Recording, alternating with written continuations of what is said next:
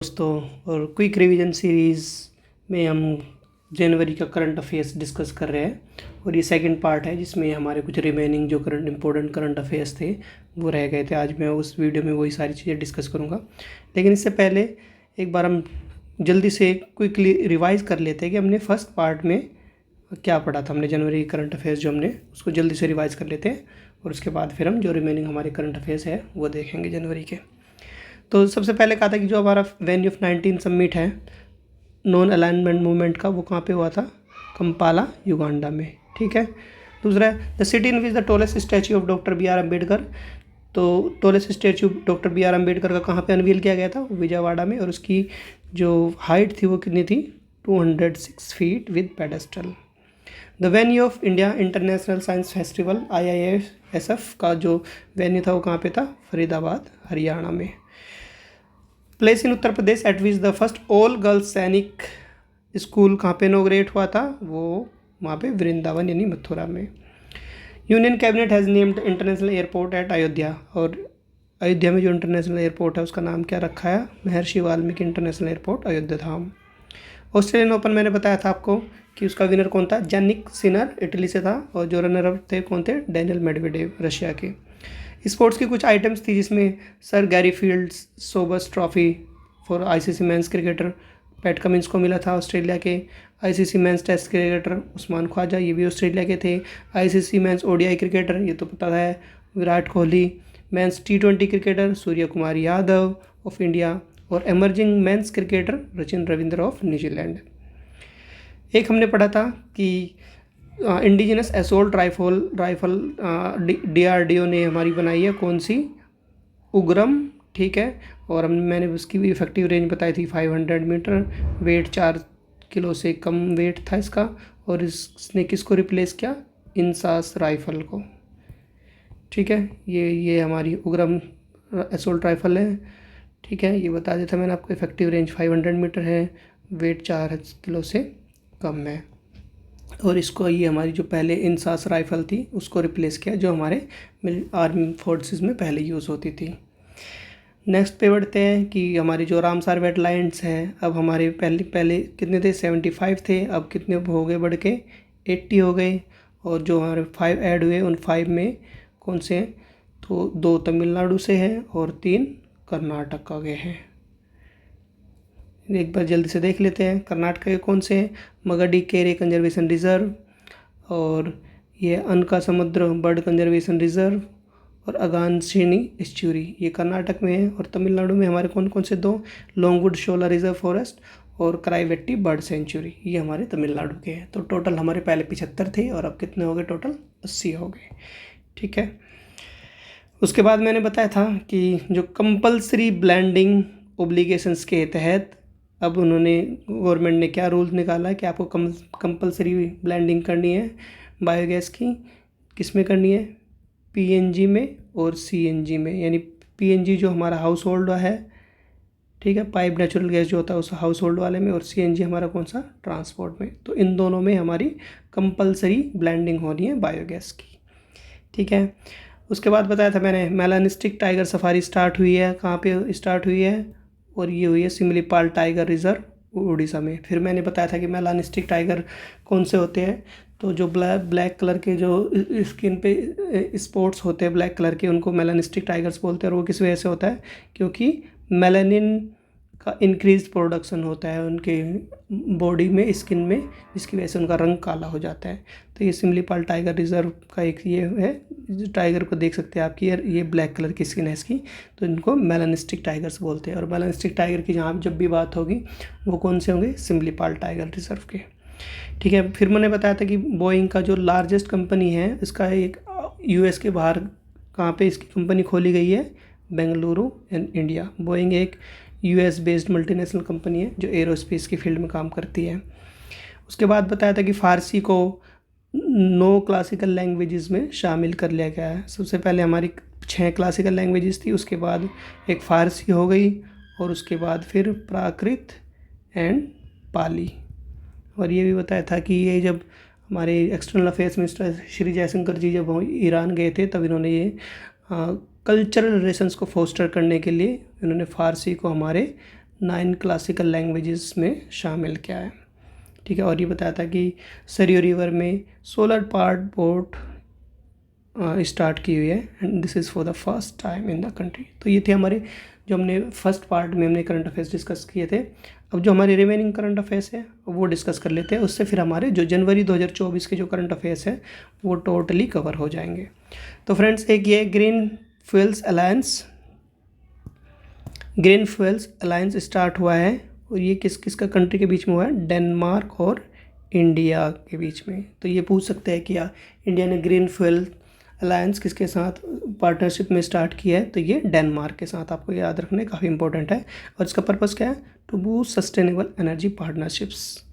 ठीक है, एक बुक है breaking the mould reimagining India's economic future. ये बुक किसने लिखी है? रघुराम राजन ने। एक बुक और है, मैं अभी बताऊंगा आपको, लेकिन आपको याद रखना कि अगर ये बुक आता है कि किसने लिखी है, breaking the mould reimagining India's economic future. और इस रिसेंटली जो पब्लिश हुई है बुक, इसमें रघुराम राजन जी क्या कहने की कोशिश करें, उनका मानना है कि India should give up its policies to build its manufacturing sector and jump straight to export high end services. तो ये कहते हैं कि हमें ना मैन्युफैक्चरिंग पे ज़्यादा फोकस ना करके हमें सीधे सर्विसेज सेक्टर पे ज़्यादा फोकस करना चाहिए। फ्रेंड्स, ये मैं आपको बता दूं कि हमेशा ये कंट्रोवर्शियल डिबेटेबल चीज़ें हैं कि पहले ऐसे बोलते थे कि जो हमारी कंट्री ने मैन्युफैक्चरिंग पे बहुत ज़्यादा फोकस किया है, और प्राइमरी सेक्टर पे यानी जैसे एग्रीकल्चर पे हमारा फोकस कम रहा है, और जिसकी वजह से जो चाइना है, चाइना की अगर ग्रोथ देखेंगे, अगर हम अपनी ग्रोथ देखेंगे तो चाइना से हमारी कम रही है। ठीक है, हम दोनों ने स्टार्ट किया था एक ही टाइम पे, लेकिन चाइना ने क्या, उनका प्राइमरी सेक्टर पे फोकस किया, और उसके बाद फिर उन्होंने मैन्युफैक्चरिंग पे फोकस किया। और हमारे कंट्री में क्या, हमारे कंट्री में प्राइमरी सेक्टर पे कम फोकस किया गया, उसके बाद फिर मैन्युफैक्चरिंग पे बहुत ज़्यादा फोकस किया गया। लेकिन अभी जो रघुराम राजन जी हैं, फॉर्मर RBI गवर्नर भी रह चुके हैं, इन्होंने ये कह रहे हैं कि अब हमें है ना मैन्युफैक्चरिंग पे भी ध्यान देने की ज़रूरत नहीं, हमें अब सीधा हमारा जो टर्शियरी सेक्टर है, सर्विसेज सेक्टर है, उस पर ध्यान देने की ज़रूरत है। ठीक है, तो नेक्स्ट है हमारा इंडियन आर्मी ने एक ऑपरेशन लॉन्च किया है जम्मू एंड कश्मीर में। उसका नाम क्या है? ऑपरेशन सर्व शक्ति। और इसका पर्पस क्या है कि जो हमारा जम्मू कश्मीर में पीर पंजल रेंज के जो दोनों साइड में, नॉर्थ और साउथ में दोनों साइड में, इनको जो यहाँ पे अगर उनको कोई टेररिस्ट लगते है तो उनको फ्लश आउट करने के लिए ये हमारा ऑपरेशन चलाया गया, ऑपरेशन सर्व शक्ति। ठीक है, एक नई योजना लॉन्च हुई है जिसका है प्रधानमंत्री सूर्योदय योजना। और इसका पर्पस क्या है कि under this scheme 1 crore house holds will get rooftop solar across the nation. तो ये सस्टेनेबल एनर्जी और रिन्यूएबल एनर्जी की पे बहुत ज़्यादा फोकस कर रहे हैं। तो इसके ऐसे ही हमारे गवर्नमेंट ने ये स्कीम चलाई है प्रधानमंत्री सूर्योदय योजना, और इसके तहत 1 करोड़ हाउस होल्ड्स को रूफटॉप सोलर प्रोवाइड किया जाएगा। ठीक है, नेक्स्ट है वेनेजुएला और गयाना के बीच में एक लैंड डिस्प्यूट है। उनके बीच में एक एरिया है जिससे बोलते हैं इससे क्यूबो एरिया है, और इसके बीच को लेकर उनके बीच में वेनेजुएला और गयाना के बीच में ये डिस्प्यूट चल रहा है। ठीक है, अगर ये पूछे कि इससे क्यूबो कौन सी दो कंट्रीज़ के बीच में लैंड डिस्प्यूट है, तो आपको याद रखना है वेनेजुएला एंड गयाना। ठीक है, आपको पता है जी ये जो साउथ अमेरिकन कंट्रीज़ थी, इन पे पहले स्पेनिश कंट्रोल था। ठीक है, तो जहाँ इन पे स्पेनिश कंट्रोल की वजह से तो ये जब गए तो अपना लैंड बॉर्डर सेटलमेंट करके गए नहीं है, और इसकी वजह से ये इनका डिस्प्यूट अभी भी चल रहा है। ठीक है, लेकिन अच्छी बात यह इन्होंने कहा कि हम फोर्स के तहत नहीं, हम इसको डिबेट एंड डेलिब्रेशंस और डिस्कशन से हम इसको रिजोल्व करने की कोशिश करेंगे। ठीक है, तो ये है वेनेजुएला और ये गयाना, और इसके बीच में ये हमारा है इसे क्यूबो रीजन है, और इसके बीच में हमारा ये डिस्प्यूटेड लैंड है। ठीक है, वेनेजुएला और गयाना के बीच में इसे क्यूबो। ब्रिक्स की बात कर लेते हैं। तो अभी ब्रिक्स जो अभी फ़िलहाल हमारी जितनी भी कंट्रीज़ है, हमारी 5 कंट्रीज़ है ब्रिक्स में, और इसको एक्सपेंड करके अब और कितनी सारी कंट्रीज़ ऐड हो गई है, जिसमें Saudi Arabia, Egypt and United Arab Emirates, Iran and Ethiopia. तो हमारी कौन कौन सी कंट्रीज़ ने नई ज्वाइन किया है, याद रखना आपको, Saudi Arabia, Egypt, UAE, Iran और इथोपिया। ठीक है, अर्जेंटीना को भी ज्वाइन करना था, लेकिन अर्जेंटीना ने कहा कि बैकआउट कर गई कि नहीं, हम ब्रिक्स को ज्वाइन नहीं करेंगे। ठीक है, 9th समिट के बारे में नाइन्थ नेम समिट के बारे में पहले भी डिस्कस किया था, थोड़ा सा और डिटेल्स जान लेते हैं। ये आपको पता है कंपाला उगांडा में हुआ था, ठीक है। इसका थीम क्या था? Deepening cooperation for shared global affluence. कई बार थीम से भी क्वेश्चन पूछ लेते हैं, तो इसका थीम क्या था? Deepening cooperation for shared global affluence. और ये हमेशा आपको याद रखना है कि ऑलमोस्ट ये यूजुअली मतलब हर 3 साल में होता है। इसका कोई भी परमानेंट सेक्रेटेरिएट नहीं है या फिर फॉर्मल फाउंडिंग चार्टर नहीं है। ये बहुत इंपॉर्टेंट है, this you have to remember. और युगांडा ने इसका चेयर को टेकन ओवर किया, किससे किया? From Azerbaijan to run until 2027। कुछ हमारी मिलिट्री एक्सरसाइज है, आपको याद रखनी है।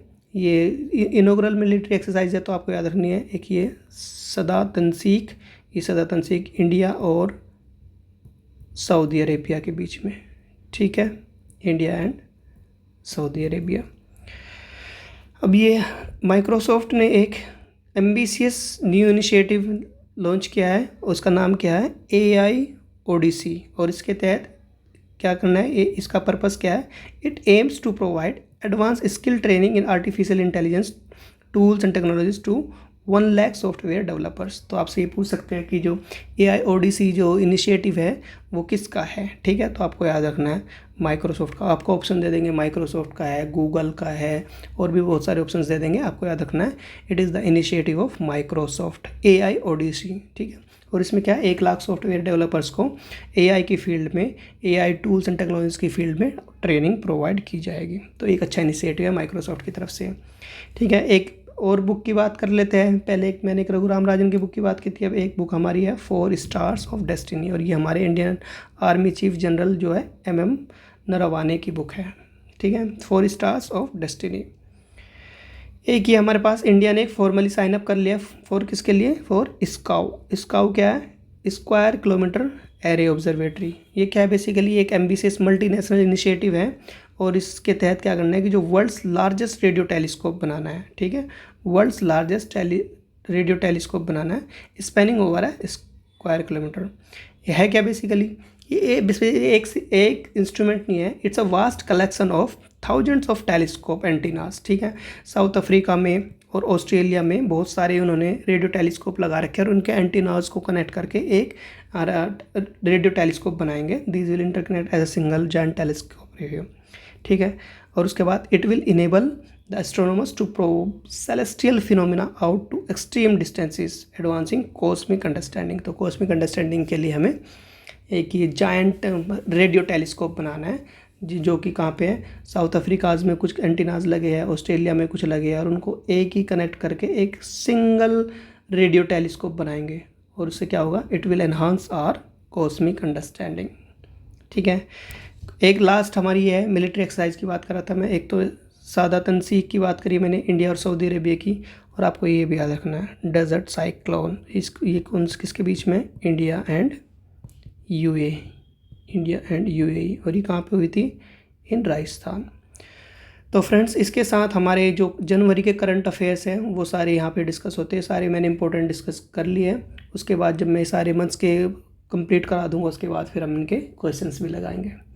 थैंक यू, आई होप आपको ये समझ में आया होगा, and thank you for being with me. Thank you.